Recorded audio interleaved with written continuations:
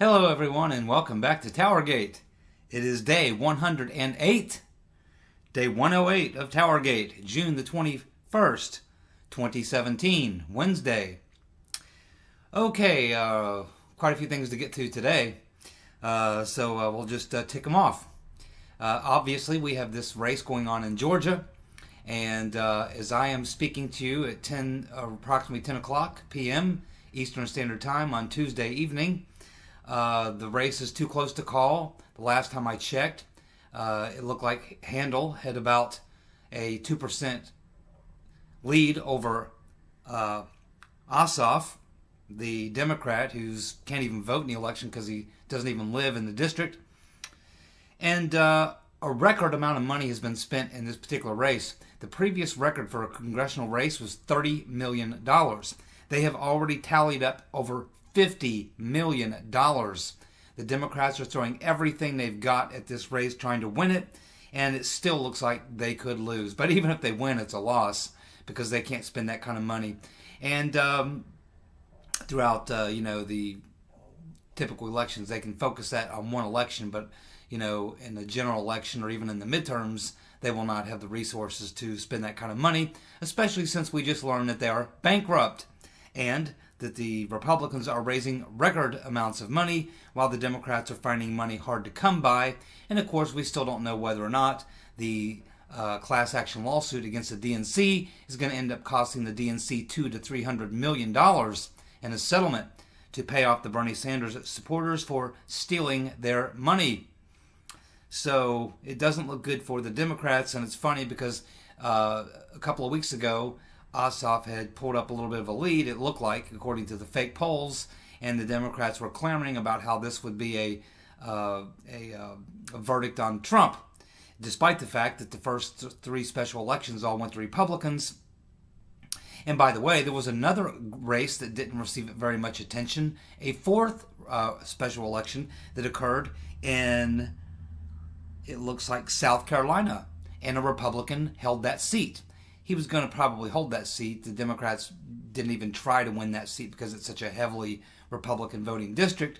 But this fairy tale, this daydream that the Democrats are having that Trump is going to cost his party a bunch of seats is it's not proving to be true. In fact, quite the opposite. Record amounts of money are flowing into the RNC. The DNC is going bankrupt and bleeding red ink. They are throwing tons of money and everything they've got into an election in Georgia, and it looks like they, at the very least, they might, at the very most, they might win by just a fraction of a percent. But it looks like at this point that Handel's up by about 2%, and there's still going to be some counting of votes going on. We probably won't know till tomorrow.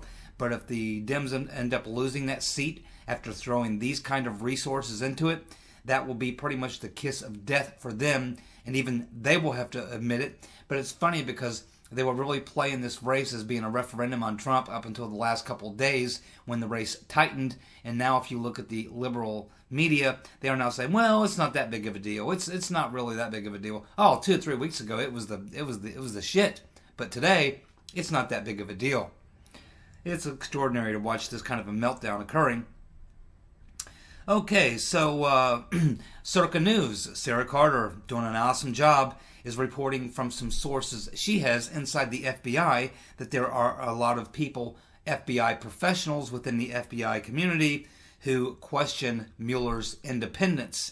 They're not real happy with Mr. Mueller. He has a track record with them. Most of them people know about Mueller. They were in the FBI. They know all about Mr. Mueller. Some of them served under Mr. Mueller. And so a lot of rank-and-file FBI agents are telling Circa News, Sarah Carter, that there's a lot of people within the organization that are not big fans of Mr. Mueller and question his independence. Another big news story that's hitting today is something going on with Seth Rich. And I think it's a little bit overblown, but it's worth talking about. And apparently there was a teacher and a group of students, college students, who are forensic psych majors, forensic psychology, and they decided to do a a little deal with Seth Rich to try to determine, looking at various things from a forensic psychological point of view, to try to determine what may have actually happened with Seth Rich, and they have concluded that it was probably a professional hit. This is, of course, made it into the news cycle, and you're seeing a lot of websites reporting on it and following up. Now, my thoughts on that are, yeah, I mean, it's interesting, and I think certainly there's a lot of evidence to suggest that it was some sort of a hit. I kind of believe that, but I'm hesitant to buy into the fact that it was a real professional type assassin. If it was a professional type assassin, he would have used a silencer. The killer or killers did not use a silencer. The gunshots were picked up by a device that the Washington, D.C. Metro Police have, which can pick up gunshots and give the cops an idea where the shots came from. That's how they were alerted. So a professional, a real, top-notch hitman, the type that's used by the CIA, by the mob, the organized crime, things like that. Professional hitmen typically use clean weapons. They pack their own ammo, make their own ammo. They generally have a weapon made for them that can't be traced. They would typically use a silencer if they were going to do a close-range assassination of someone, especially on a city street, or if they were going to do it without a silencer or something like that, they would do it at some distance using a rifle with a very good scope. So it doesn't sound to me like a professional hitman. I would not be surprised if it was a contracted hit, though, but probably to some lower level type guys, maybe some thugs from the SEIU or some of their buddies, unless they wanted to intentionally make it look like it was a couple of amateurs. It appears that from some video that is available that there's some, you can see the feet and from the knees down of what appears to be 3 people, Seth Rich and 2 other people. It appears that there was a scuffle, a struggle based on the injuries that Seth Rich had. And also, Seth Rich survived at the scene long enough to talk to the police, long enough to be taken to the hospital, and depending on who you believe, he lived for several hours after that. I can assure you, if a professional hitman was hired to kill Seth Rich, he would not have survived very long at all. The professional hitman would have emptied his clip on Seth Rich, or he would have killed him in a way that would have been practically instantaneous. There are many ways that you can instantly kill somebody, with a knife or with a gun, and the way that Seth Rich was murdered doesn't appear to me to be a real professional hitman, a real pro, not like the pros that were used to blow John Kennedy's head off or kill Martin Luther King or many other types of assassinations. The murder of Seth Rich seemed to be one of 2 things. Either it was a professional and they wanted to make it look like a couple of amateurs, or it was some low-level thugs or some guys who were willing to do it for the money, but they weren't really professional. Again, they did not use a silencer. They did not take the shot from some distance away with the scope. They walked right up to him on a city street at 4 o'clock in the morning with a non-silenced weapon.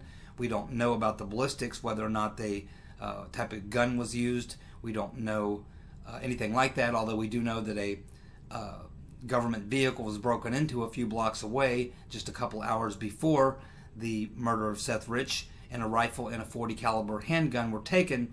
It'd be interesting to get the ballistics report back on that, but of course we're not allowed to know what the deal is with that ballistic report because there's a cover-up going on, and I'm sure most of you know that. So it's an interesting story. I believe something. I don't believe it was a botched robbery. I believe it was some kind of a murder, assassination, and I believe it had something to do with Seth Rich's job at the DNC, and I think it's very likely that it had to do with the fact that he was in fact the person who leaked the documents to WikiLeaks, either directly or through a third party.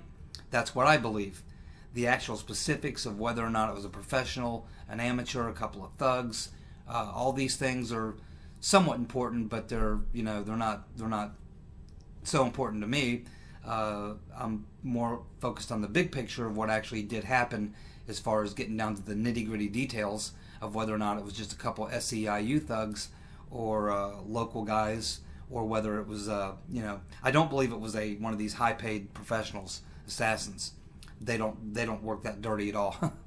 And if it was, you'll never find them because they're out of the country. But it's an interesting story, and yeah, I am aware of it, and I did read up on it, and it's just another piece of the puzzle. But anyway, very interesting. A group of college students and their professor doing a bit of research themselves to try to determine what happened to Seth Rich, and they think it was a hit. So I think we all pretty much agree with that as far as the absolute minute details and the minutia of everything. I think we just don't have enough information for anybody to actually go any farther than that. Not for me, anyway. I would need to see a ballistics report. I would need to get some more facts and some truth, and we simply can't get that. It's a cover-up.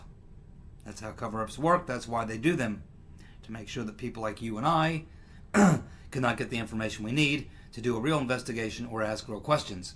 That's what a cover-up is. And that's what's going on. Did you know that James Comey's brother, Peter Comey, works for the law firm that does the Clintons' taxes?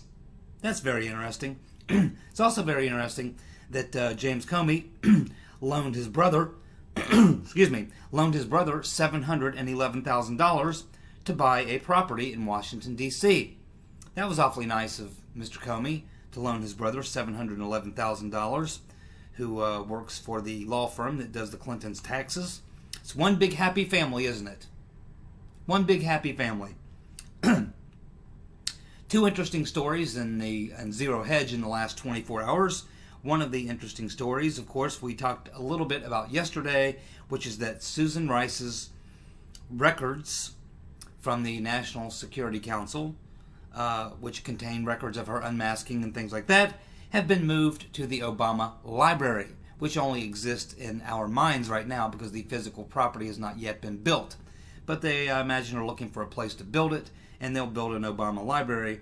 But in the meantime, after the president leaves office, he can determine what things need to go to the library.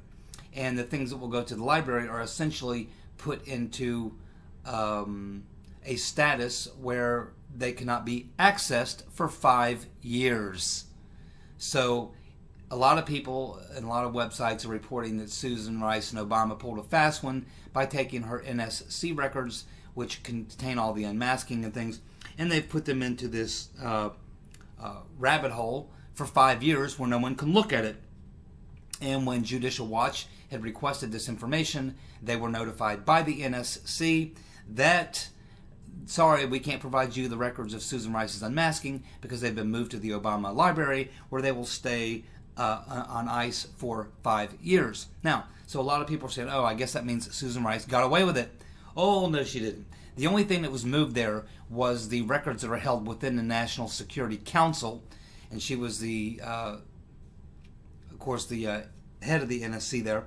So that's the only records that were moved there. There's still plenty and plenty of other documents, records through the FISA court, through the FBI, through the other intelligence agencies. Plenty of documentation and evidence that can be attained regarding the unmasking that Susan Rice was involved in. She's still going to be called before at least the House Intelligence Committee, probably the Senate Intelligence Committee, possibly the Oversight Committee, and we don't know where it goes from there. But Susan Rice is by no means off the hook. There's plenty of ways to get that information, and I would suggest that if, in fact, there were a criminal liability assessed in the case of Susan Rice for that unmasking, believe me, the Attorney General could get those documents retrieved from the Obama Library. Believe me, they are not,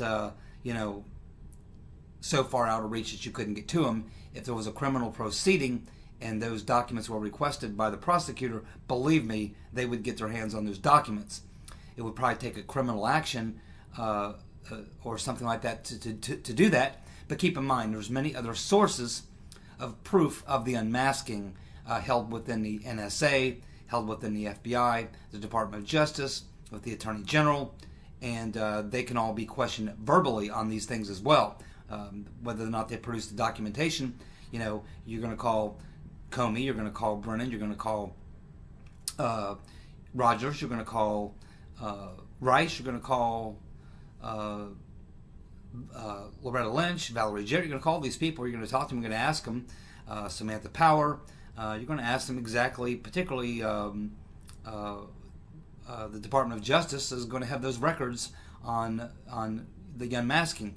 And Admiral Rogers spelled it out very clearly when he was being questioned in the Senate, and he explained to the questioners in the Senate exactly how that process works of unmasking. It's not something they just do willy-nilly. There's actually a process. There is documentation of it. And there's a whole series of procedures that they go through. So it's not like this all happened in a vacuum or in a black hole, and there's no way to get evidence as far as to find out who unmasked who, when, why, how, where, all these things. There's plenty of other ways to get to this evidence and get to the bottom of it if someone really wants to get to the bottom of it.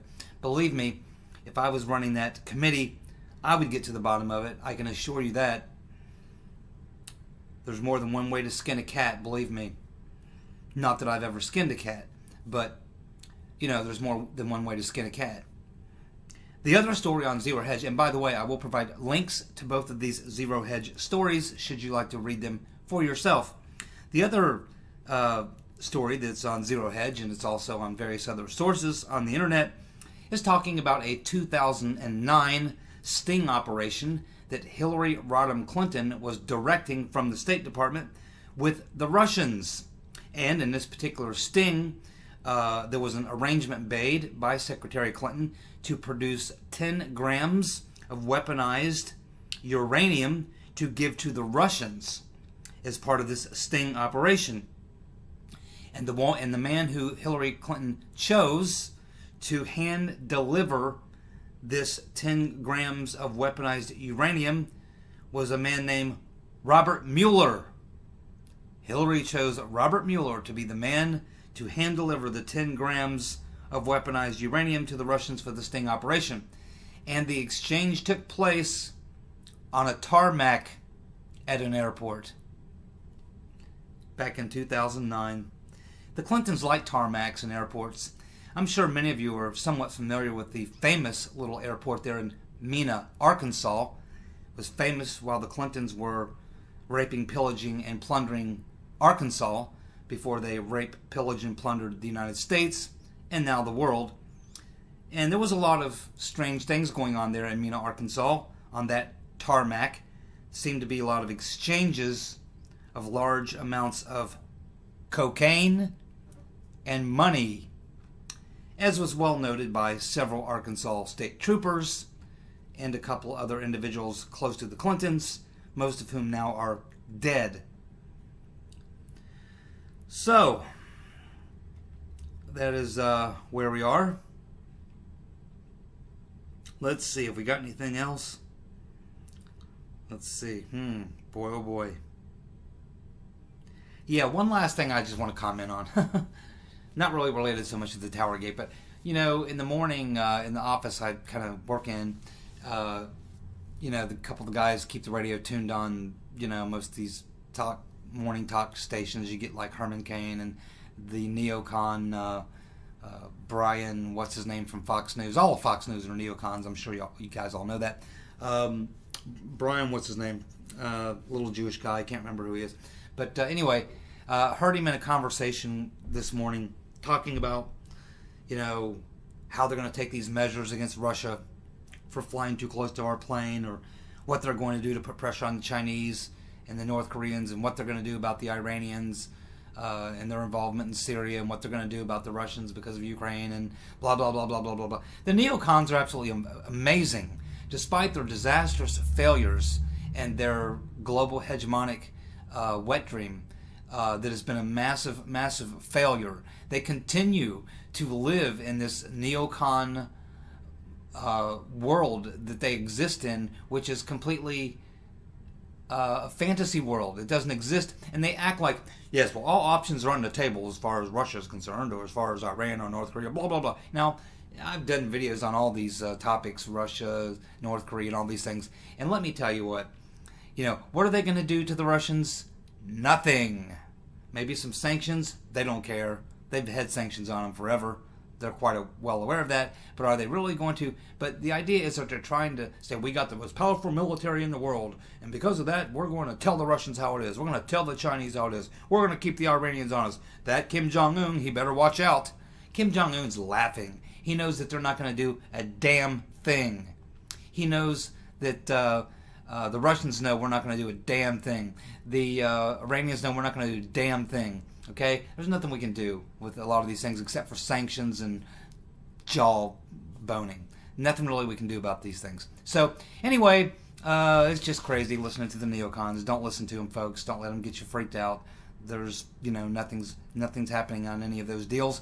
But anyway, my battery's running low, so I appreciate y'all tuning in. Thank you. I'll be back tomorrow with another episode of TowerGate. So this is day 108. June 21st, 2017. By tomorrow, we'll know who won that special election. Either way, it's a big, big loss for the Democrats, and they're in deep trouble, friends.